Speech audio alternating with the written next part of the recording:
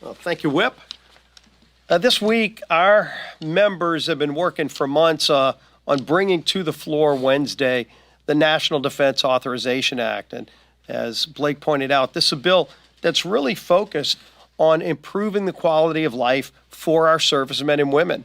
We've seen under the last 3.5 years of the Biden-Harris administration, it's been hard to recruit and keep good service members, in part because of the bad woke policies, the loss of focus by this administration on what the mission is. And we start addressing that by rooting out more of the woke policies over at the DOD. And of course, that ultimately is going to get fixed when President Trump takes office next month. And he talked about those things during the campaign, what he would do to re-strengthen, reinvigorate our military. But at least we give President Trump some really good tools and important tools to recruit and retain a strong military by improving their quality of life in this bill. Something else we've been continuing to work on as we take care of the legislative business is to focus on what we will do day one to hit the ground running, to go to work delivering the promises that were made during the campaign to help those families who are struggling under the weight of the failed Biden-Harris policies.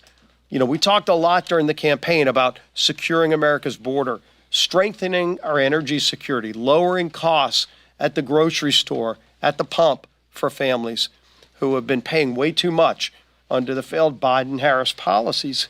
But we also talked about what we'd do to stabilize tax policy, to prevent a massive $4.5 trillion tax increase, which Kamala Harris wanted to impose. She actually campaigned, bragging that she would allow tax cuts to expire, putting a massive tax increase on families. And so we're already working on what we will do in those first few months to deliver on those promises and get our economy back on track, to help provide real relief for families who are struggling. And those talks are going really well, not only amongst House Republicans, Senate Republicans, but also the Trump administration. And Trump officials in the transition team have been part of those conversations because we want to make sure the day we start in January, President Trump's policies are going to be front and center, the things that we all campaigned on. It wasn't just President Trump who talked about those things as he did. We talked about those too.